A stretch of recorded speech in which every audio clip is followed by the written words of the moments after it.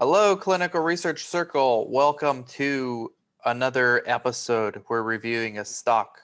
We've got Ardelyx on this stock week's stock right now, ARDX.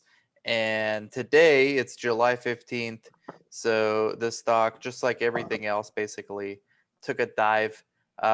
Monica, let's get Monica's article first. The article Monica picked up. But before that, look, this is what we like, 753 million market cap, or 735 million.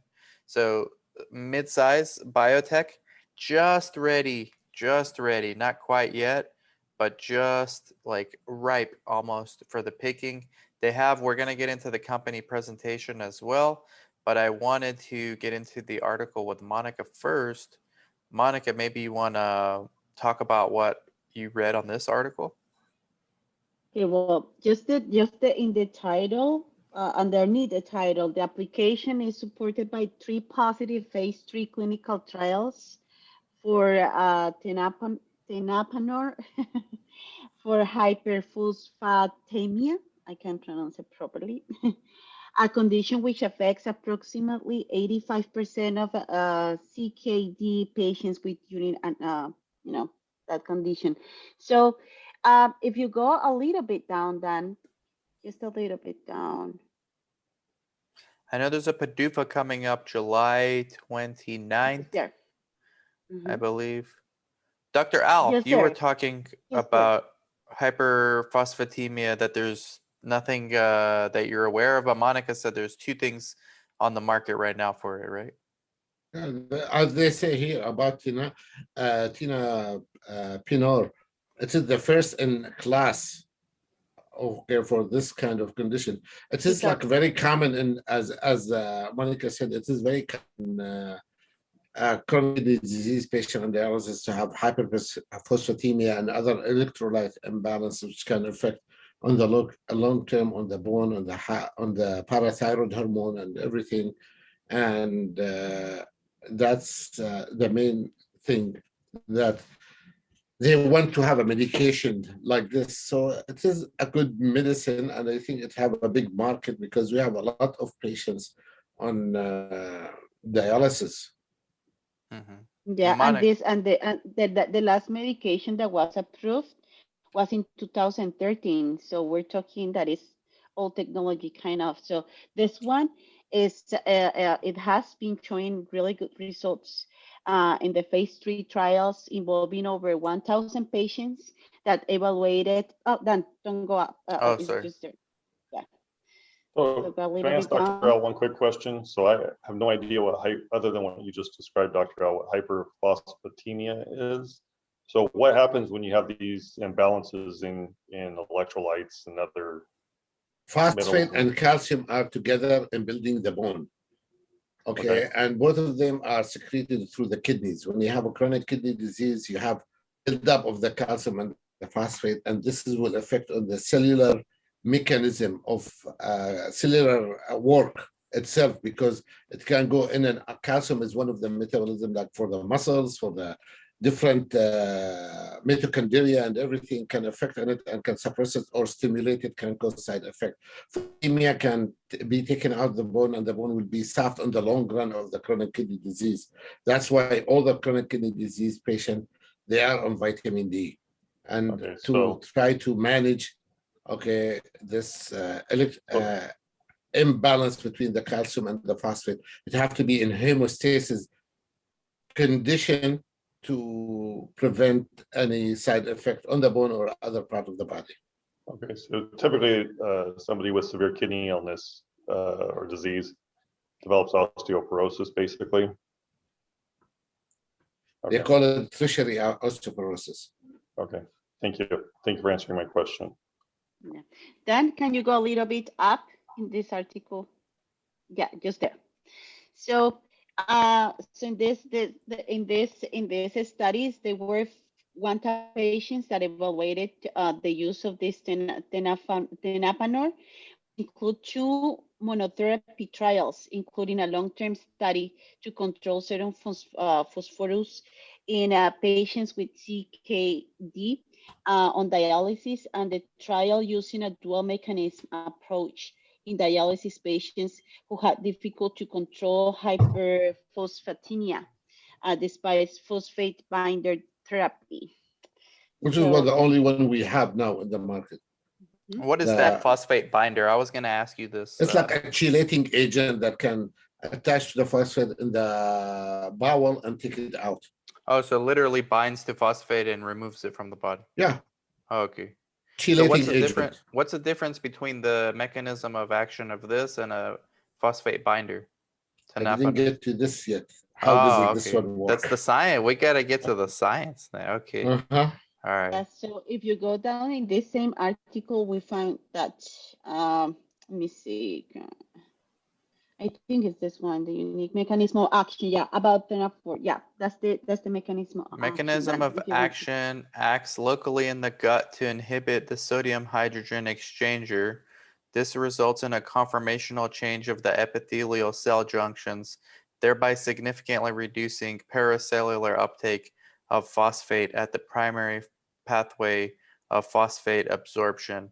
3 successful phase 3 studies demonstrating tenapanor's ability to reduce phosphate levels as monotherapy and as part of a dual mechanism approach with phosphate binder have been reported. Can you explain this for regular people? The phosphate is it is exchange in the bowel, because phosphate source to the body is through the guts, and the binder attached to the phosphate that's in the diet and take it out, so it will not be absorbed. This one will inhibit the exchange of the phosphate and ammonia, okay, in the bowel site. So the exchange will not happen. So ammonia will not be secreted and phosphate will be going inside. So it's higher upstream in the process. Inside the body, it will be absorbed to the, this is how absorption in the happen for everything. It's through exchange mechanism on the cellular level of the guts. Okay, at the primary pathway of phosphate absorption. Any question? Because you're gonna come back and ask me questions. No, but you will certainly get more questions. I know that. That's why I'm ahead of you, Chris. Okay. Dr. Al's prepared. So who is Ardelyx? We are passionate, as you can see, with a little canoe going down the river. They're passionate. We are patient-focused and outcomes-driven. So they've been actually around for a while. New biological mechanisms and pathways. So they have the tenapanor, which they also have approved for irritable bowel syndrome on the constipated side. This happened in 2019. If you look at the science that they put on their website, discovering new mechanisms to solve significant medical challenges. So for decades, the gut has been under-recognized. Shout out to Sabine Hazen, the gut biome, viable site for new therapeutic points of intervention. Using our discovery model, which recreates environments within certain areas of the GI tract and kidney, Ardelyx scientists have been able to elucidate new and previously unexploited ion transport mechanism. That's what Dr. Al was talking about with the exchange. Focusing on these mechanisms, we're creating targeted small molecule drugs that are orally active but with limited systemic absorption, aiming to develop potent and efficacious therapies that minimize the side effects and drug-drug interactions frequently encountered with traditional systemically absorbed medicines. Our novel biological insights have enabled us to develop a pipeline of drug candidates. So let's look at the pipeline so you guys can see. Hyperphosphatemia, which we looked at for Monica. They have 3 phase 3 trials that have been finished, 2 monotherapy. These are the ones that we discussed, but also in the pipelines. And they have global partners with Kyowa Kirin for the development and commercialization of tenapanor for cardiorenal diseases and conditions associated with them, including hyperphosphatemia in Japan, with Shanghai Fosun Industrial Development Company Limited for the development and commercialization of tenapanor for IBS-C and hyperphosphatemia in China, and then an agreement in 2018 with Knight Therapeutics. Knight has exclusive rights to commercialize tenapanor in Canada for the treatment of IBS-C and hyperphosphatemia. They have another one in the pipeline, ARDX 013, hyperkalemia, high serum potassium levels. What's the need for this, Dr. Al? Oh, a big need. Oh, big need. Almost every week I treat 2 or 3 patients for hyperkalemia. In the patient, as an inpatient, as an outpatient. So this is much bigger need than, because hyperkalemia is not only for renal failure.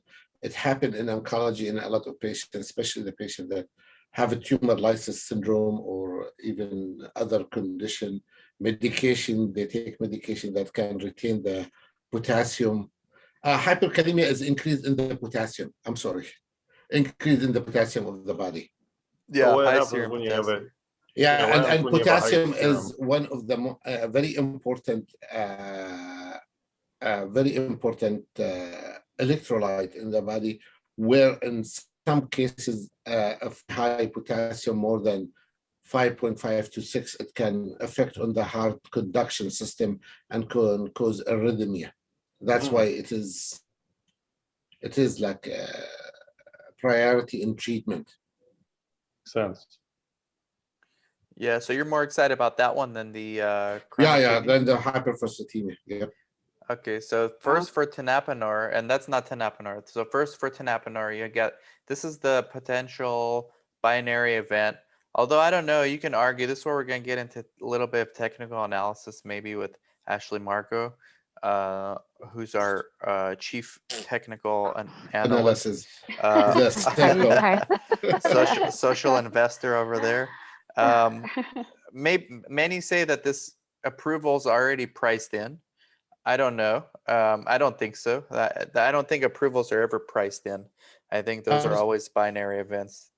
I'm sorry, Dan. Question. Yeah. What does it mean approval is priced in?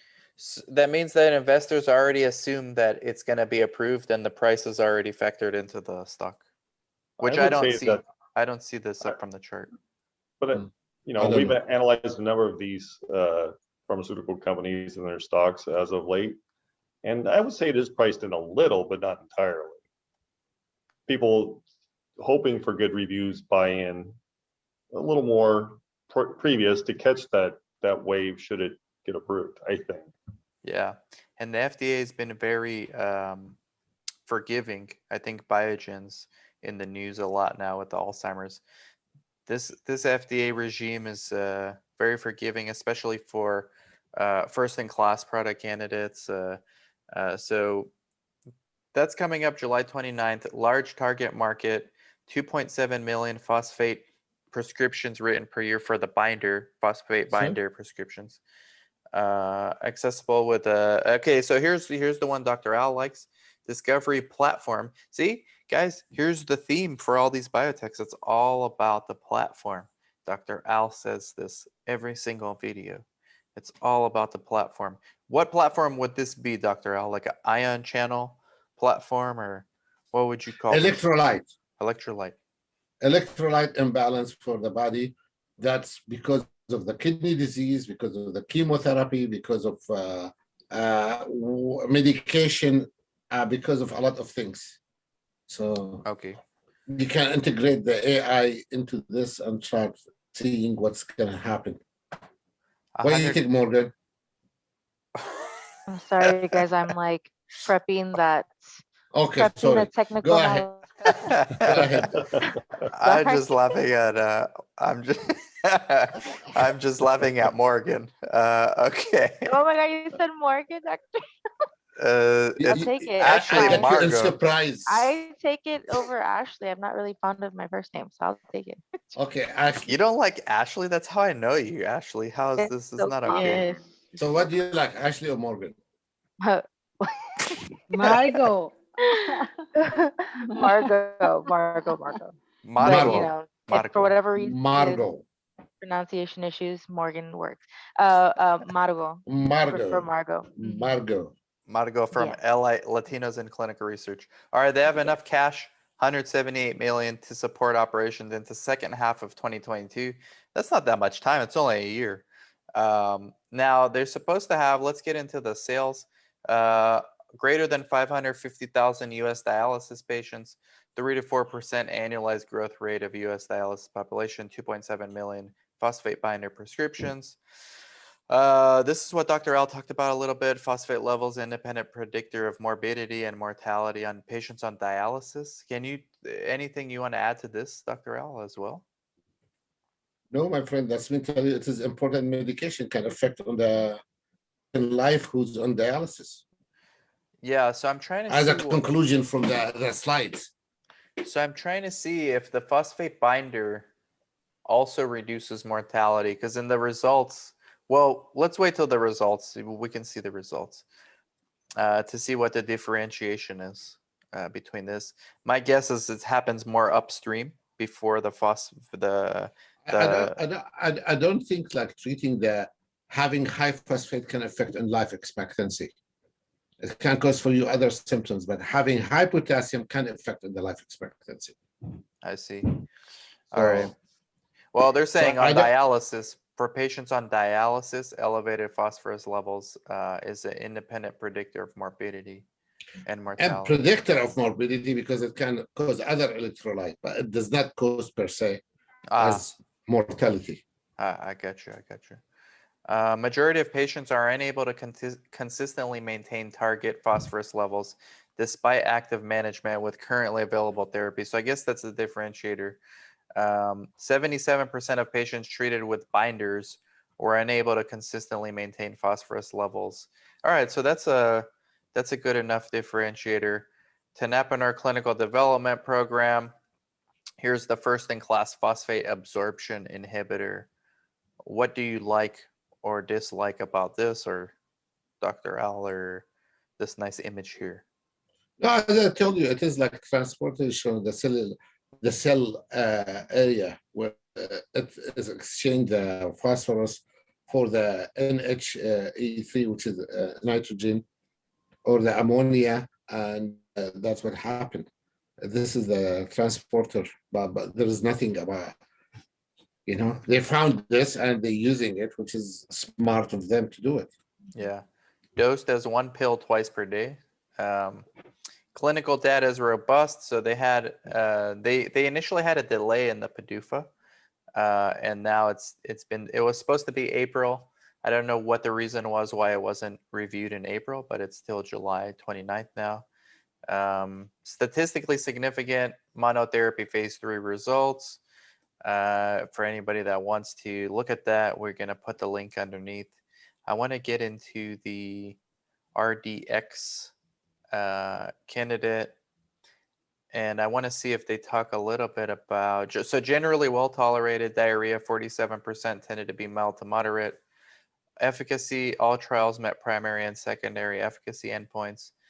First in class non-binder phosphate. So I don't see why this doesn't get approved. I mean, maybe this is why people are saying it's already priced in. I don't know. PDUFA is for approval or for for approval. Yeah. Nearly 3 out of 4 nephrologists see a high need for new treatments and expect tenapanor to provide an improvement compared to phosphate binders. Dan, if a company have this new medication, okay, they get up before they get approved, is there any price where you can find of this new medication when it is after approval, or after approval they decide on about the price? After approval, they decide on pricing and then that's where the payers come in and negotiate. That's why I think sometimes like this, especially in medicine, within the PDUFA, as they say, PDUFA things, the prices does not go up and down of the stocks, or maybe go down a little bit, because these medication usually it is expensive. Right. And now in the era of medicine that we have in the United States, you need to look at incorporate this prices of medication into the cost of treating these patients. Chronic kidney disease is very expensive treatment for the patient and for long term. It has to And be. if they have alternative that's cheaper to get these, gonna take few years to be really effective. It has to be enough of a differentiation to make the ROI worth it for the payer to pay the difference between this and the comparator drug or whatever else is on the market versus not paying for it, or not having it covered. Now, if it's the only one on the market, I agree with you. have no Then choice. it will be very, really something significant. But now because they have the chelating agent, which is another alternative and cheaper, much cheaper. Okay, chelating is like for cents. Yeah. Okay. Yeah. So to incorporate to put this with whatever price in it, in my humble opinion, I don't think this is gonna be like really a deal breaker for the company or for the stock people, for the investors. So you're bearish on this price? I'm not bearish. It is good medication. It is good everything. But if it's gonna be expensive and you have something that's cheaper, and now the medicine are always going to reduce the expense of the cost of treatment of the patient. So why Medicare or FDA, not let's say Medicare, approve this and instead of the other one? Yeah, they have to see the ROI. If by paying for this it eliminates future problems that are more costly, then they're most probably this is like in about a year or 2 years. Right. Not going to be now. Yeah. Because then they're not going to see the results. It's a new now medication, and they have to go through the side effect and see. And they actually do studies. They actually do studies on those kind of things too. It's phase 4 studies where they do the economic benefits of one drug versus another. 100%. Yeah, but I don't think this one have economic. So I think the best thing for the companies, if they want to put medication this and have a cheaper alternative, is to bring the economic comparison with this study for PDUFA, where it can be really a deal breaker for investors. Yeah, that's definitely not the strategy for these companies. I mean, you're seeing this with KMPH, right? Chem Farm with their Astaris, which is expensive. I mean, it's first in class because it's a delayed onset, as opposed to Adderall, I think, or Ritalin. But Ritalin's much cheaper, so that's going to be the issue there. So it's kind of a wait and see. I mean, all these payers have to do their own analysis on whether the ROI is worth it for them to cover these things or not. But if enough doctors, if enough physicians insist on having these things prescribed, they kind of have no choice. Trust me, if there is no significant clinical benefit or significant side effect comparing to the old one. Yeah. Okay. So this is what they showed here. I don't know. We have a lot of medication that's been in the market for many years, and the new medication to substitute it is not.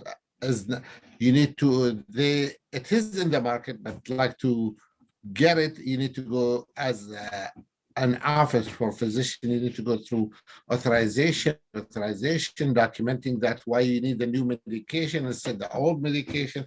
So it's not easy process. So prescribing it is they make it a little bit difficult for the clinician, and that's the thing.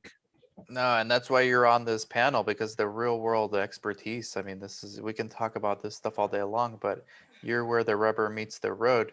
This is their differentiator. 77% of patients treated with binders were unable to consistently maintain phosphorus levels below 5.5 over a 6-month period.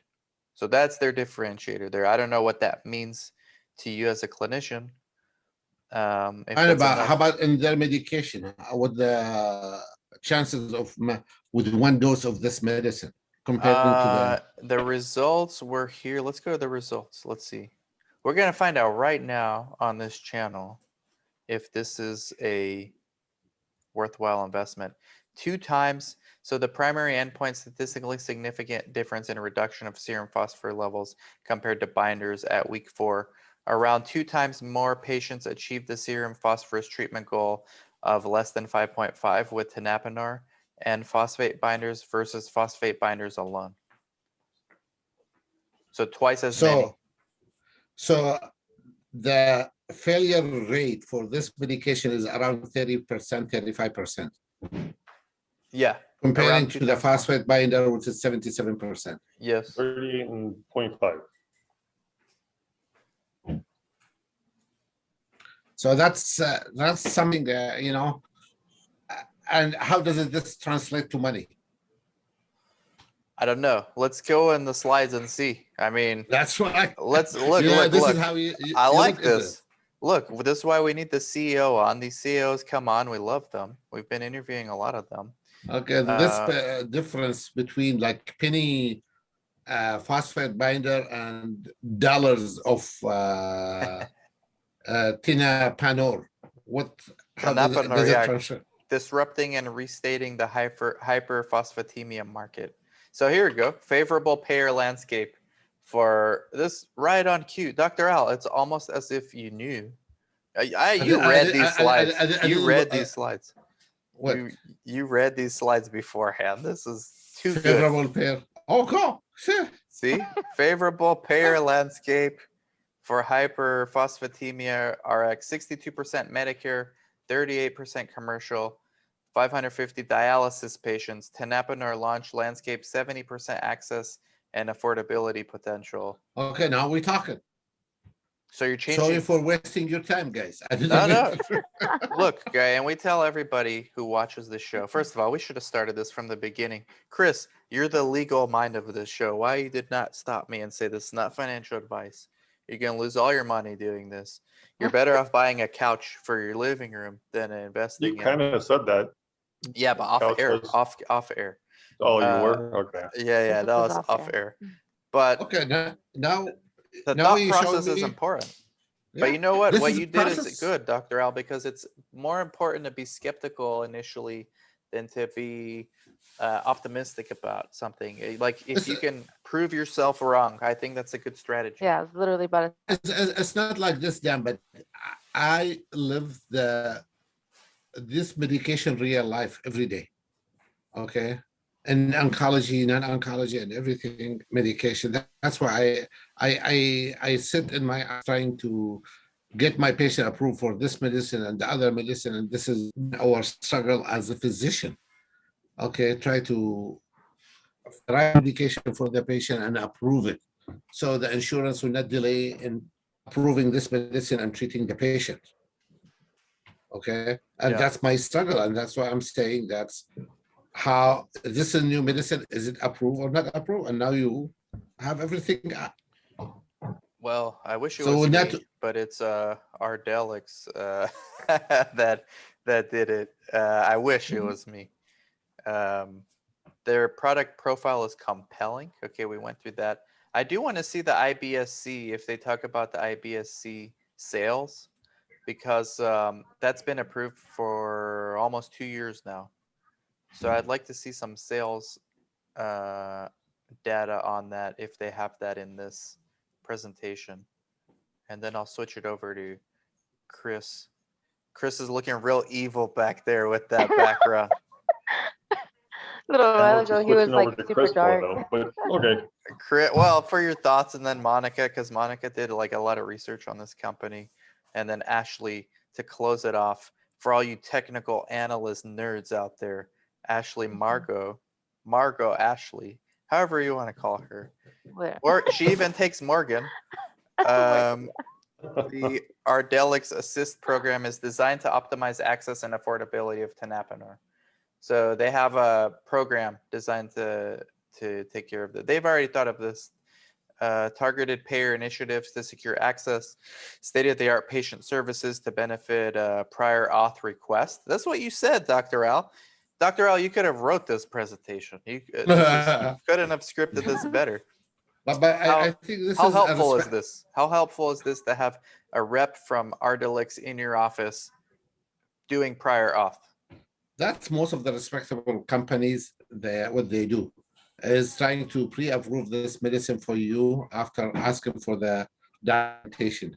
Because most of the physician who's busy in seeing patient, everything, they have a special person to do the auth for them. Oh, they do. In my office, I have a special person just to do the auth for the chemotherapy and for Oh, wow. other medication. That's Okay. But because it's not the exhausting receptionist. The receptionists don't do this. No, the receptionists have to schedule the patient like this, Okay, but okay. like to do the auth, you need to go through the chart and extract the information, make note of the progress note, and send it to submit insurance. I got you. Man, it's nice to have you on this panel, Dr. Al. Okay, here's the one you like, Dr. Al.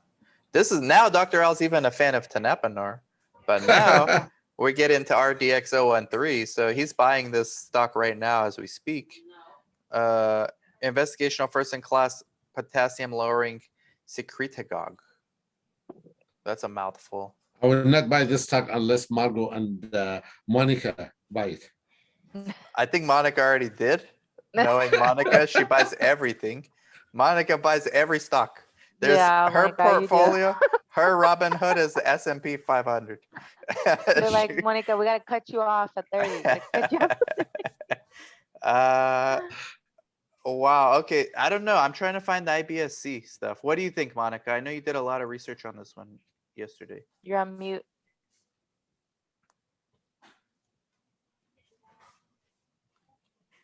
Monica, I actually have an article for that, but let me see if I send it to you. on the That's sales for text. the IBSC? Because they're not talking about that. I'm sure they're yeah. talking about that in their conference calls, but that's not on this slide. You know what? In Dr. Al's favorite page for the stocks, they have an article for that. Oh, Biopharm For the sale. Catalyst. Yeah. Dr. Al. Dr. Al's favorite. We are not sponsored by Biopharm Catalyst, although we should be. Gotta interview them. Too. At Bring least them get a up. free account. Oh, come on. Yeah. I'm gonna message them. You on know LinkedIn. what? I didn't access this website for a long time. Yeah, I've you been were gonna so give busy. your login credentials to the internet. Oh, they have, Everybody. they have a better graph for the charts than Yahoo Finance. So they have yeah. in May they showed the financial results. This company. First quarter financial results and recent business highlights. Let's see. Are you wondering if Tesla hit 900? What? Benzinga. Yeah, I don't know what that is. Okay. We continue to prepare for potential approval and launch of tenapanor. First quarter financial result, 178 million. Let's cancel this. Cash equivalent revenue, 6.6 million in revenue, which primarily represents 5 million milestone from KKC. Okay, so that's the partner for its initiation of the 4 phase 3 clinical studies. Our research and development expenses were 20.5 million for the 3 months ended March 31st. How would you like to run that books, Chris? 20.5 million per quarter. You can. Yeah, wouldn't that be great? An increase of 4.6 million or 29%. The increase was due primarily to clinical study costs. I mean, phase 3 studies are expensive, guys. General and administrative expenses, 17 million. Net loss for the quarter was 33.2 million as compared to 22.4 million. So they're losing more, but that makes sense because of the, so they're not talking about the actual sales from the IBSC to tenapanor, which I would like to find somehow, but it's okay. What else, guys? Do you remember the data was approved? It was that was approved 2019. September 2019. Yeah. So what did their stock do the day after? Well, you can. I was actually looking at that. There was a lot of. Go back to the chart. Go out. Here, Ashley, share your screen, Ashley, so you can show the chart better. It's gonna take me forever to do it. You cannot share screen while just finish sharing. You can't? Get off of it, Dan. Hold on. You tell him, Ashley. Oh, stop share. There we go. I got you. Hey, Okay. Yeah, I'm a millennial, but an old one. Same. Okay. You're almost a So, boomer. Okay, boom. all right. So real quick, just to kind of like, for those who don't necessarily, and this is very, I don't like these charts. And so the graph that I kind of laid out for you guys here, it's not 100% great, but it's enough to be able to explain. So for somebody that is a passive investor, you know, I think a lot of people make mistakes by looking at the 1 day and 5 day. Those are more based for obviously day traders that are basing it more off of technical analysis and patterns that are happening, and not so much based off on the science and, you know, the information that's coming through the data that kind of makes significant moves. Unless you know that a date's coming up. In that case, of course, look at the day chart or the 5 day chart and see if there's momentum kind of coming in at that day, right? So me, as somebody that goes in and kind of does my own investing, what I do, can I actually talk about that, Don? I don't know if that's Yeah, talk about anything okay. you want. We're good All right. with everything, even So your what I passwords if you want. Yep. So whenever I know that a major day is coming out, say like, you know, if there's going to be results or anything like data that's coming out, what I like to do is maybe 2 or 3 days prior, maybe even a week prior, like the 5 day chart. I'll go in there and I'll start like viewing it, or like within the 1 month, and start seeing any patterns that are happening. You know, sometimes people that are more, you know, aware of what's going on, me as a passive investor, not in this, but in general, I'm not going to be that acquainted with what's going on daily or weekly. So those that are going to definitely be coming in and coming out depending on what they suspect for the result. So I kind of look for those patterns and then jump in prior to the resulting. That's if, of course, if I feel confident in the actual company, right, and what they're about to provide. So really, as a passive investor, what you want to look at more, you know, thoroughly is like the max, and this being because you know, you have the 1 year, 2 year, 5 year. The reason why you want to do the max, because you, first off, you can see what is the most like common patterns that are happening in general. This is based off of all the positive and negative flows that have been happening. So if you see right here, this is what's called a 50 EMA chart. That's a moving average, right? So it's, you know, moving with the price fluctuation and all of that. Right here, you see, right here, this is like a major resistance line, meaning, you know, it's constantly hitting at certain points throughout the entire area. Now, as you can see, back in 2019, they didn't do so great, as we were discussing right here. They were actually in a low IDS. dip. Yeah, they were actually in a low dip. So really what happened is, I guess when they were starting off, there was a lot of volatility. But really, as you can see, there's been nothing but consistent consolidation for the past few years. I mean, there's obviously highs and lows, but a lot of consolidation. Now, I mean, I'll go into the monthly in a bit, but as you can see right here, we were just talking about how in March they released information. So there's been fluctuation during that time frame. So that obviously was with data. Now for me, because I've done foreign exchange, but I've done other stocks, because I think biotech stocks are very different from other stocks that have been around, that have a lot of history and stuff like that. It's not the same when you're looking at technical analysis. I think it's more heavily based off on data results, and I guess the movement of where the trials are where the trials are going, as opposed to, you know, if you're in crypto, if you're in Forex, a lot of the times it's partnerships, right? What are major movements happening throughout the entire span, not just the positive outcomes, right?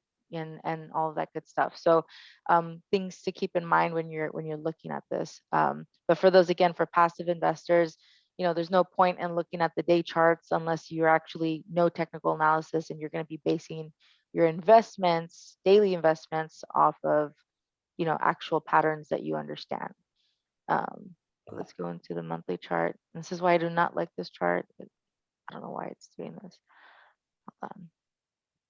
So as you can come back and see here, we have the moving average right here, right? And when there's a break, it's because, you know, there's a break in the actual day of the stock when it closes. And this is, you know, the resistance, right? So as you can see, we're constantly breaking resistance, going back with resistance, breaking resistance, going back under, you know, all of this. And right now we're in bearish. This is within the month, right? So for the month of July, it looks like we're in, you know, bearish mode. Is a very big possibility based off of previous patterns that might go dip back down before going back up as a typical pattern. Obviously, this is me not breaking down these patterns very much because again, this is about passive investing, right? We're not looking into trading, so I'm not going to go into detail about that. But with that being said, if you keep an eye on it, obviously, if you see that it's going low, you can also clearly see that eventually it'll go back up, right? Things that like that you can do. But when I see consolidation like this, I don't like to mess with it because, regardless of whether you get it on the low, it's almost, going to be consistent, right? There's going to be continuous unless some results come out or anything that kind of pushes it upwards. And so partially I am more nitpicky with technical analysis when it comes to biotech stocks. I don't really pay much attention to it on day trading or swing trading in that matter. I mean, this could be swing trading, but again, if you're not a like trader, that doesn't matter. My advice, not my advice, but like what I do, excuse me, I just focus on the main days for the results that are coming out. I focus on any, possible partnerships and what those partnerships could entail. Part of the reason why I obviously love the clinical research circle is because we're not just obviously getting the technical analysis aspect of it, we're getting the research aspect, we're also getting the clinical and in the legal point of view, right? So all these things matter. It's a full 360 view, which always plays parts regardless of whether you're in bearish or you're in the down or you're in the up, right? Because you may be continuously going up, but if you don't understand the background of this or that when it comes to legals or partnerships and all that good stuff, you might miss a scenario and opportunity of whether you might lose out or you might gain, right? I know it's kind of little, but I just thought that was something to cover. A quick TA, basically the stock bounces around between 6 and 9 a share. There you go. For now, and for me personally, like you were asking about like, I think it was Dr. Al that said, I'll invest if, when it got asked. I mean, for me, because of how volatile and not just the biotech, but for me in general, I'm not, touching any of this stuff. I do believe that on a more major scale that there's a lot, happening at the moment. And I feel that, there's going to be better opportunities. Even right now, I like this company very much.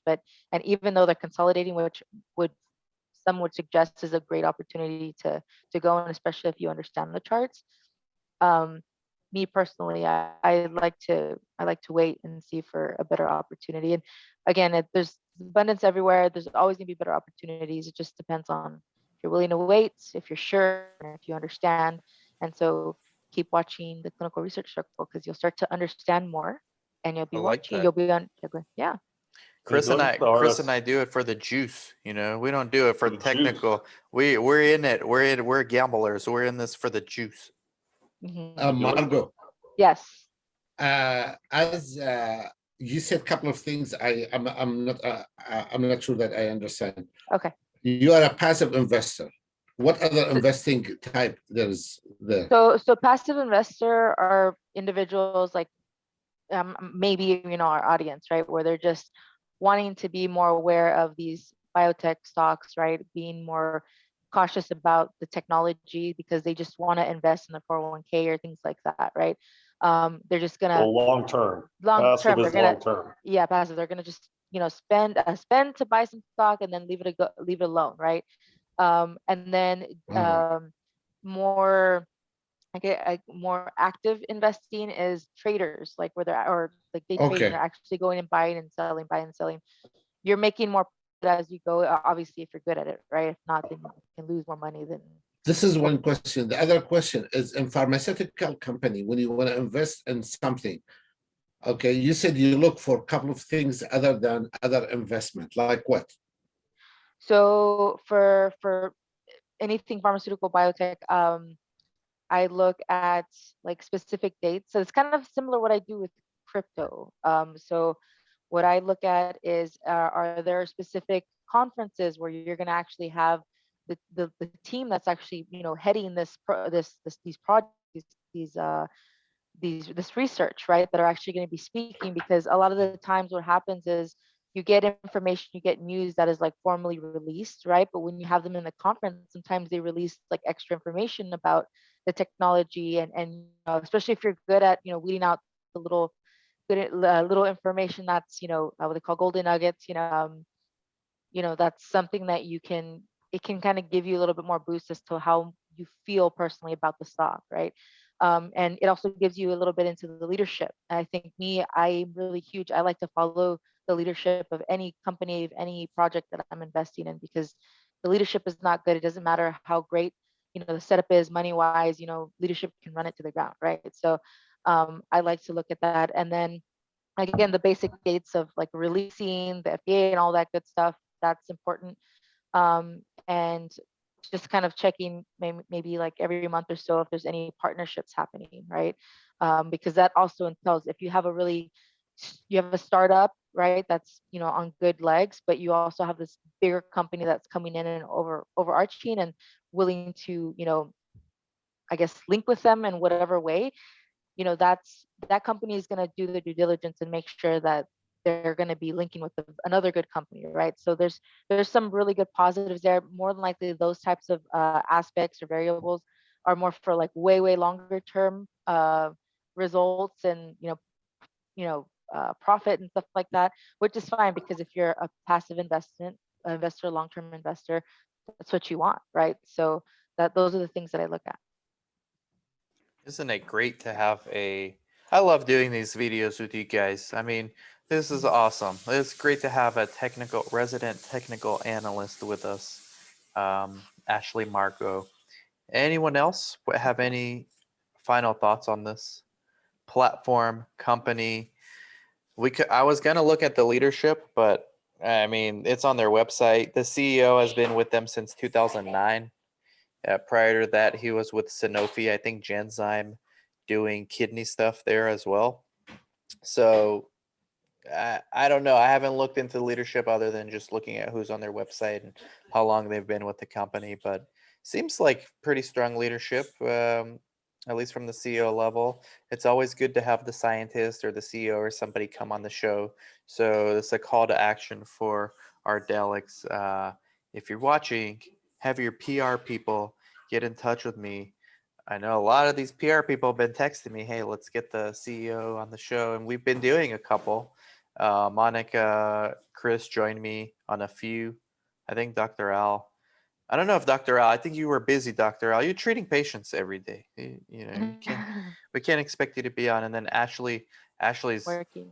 super busy with her work. So we'll get more members from these biotechs on, more executives, more of the leadership. Always good to get their take because you can ask them the real questions, right? And then see kind of how they answer. Even if they don't answer, you kind of could get a feel for how they feel about it at that time. Body language on Zoom, all that stuff plays into it. That's my technical analysis, but Ashley's got that's very good TA. I agree with that TA. Man, each time you talk, it's just evil. Like you look like a villain. Anything you want to add, Chris? Yeah, I think I'm there with Ashley and Dr. Al. I don't know if I'd want to invest in this either. I mean, after what it did after the IBS-C approval, I mean, it really didn't do anything. I think it even went down. So I'm just not confident. Although initially, a year after the stock was out, I think it was at 40 a share or something like that. So do you think that's related to Dr. Al's payer issues? Well, obviously that's a possibility, but I would think 70% approval by the payers would be significant, right? That's what that one chart had shown. That's for the new one though. What is the next data release? Like you might have said it, but I was probably working on right. Is there any new special date that they're going to be releasing any new information? 29th, right? 29th is the approval date.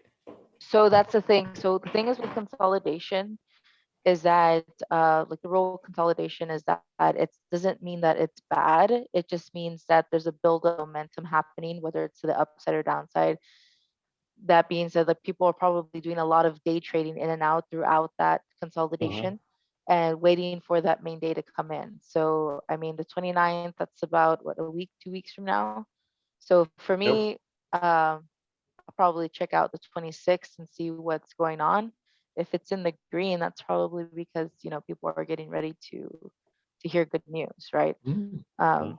But then again, just I learned a lot of stuff from you, Margot. Today. Morgan. I'm not joking. Margot. It's okay, Dr. Al. It's okay. It's okay.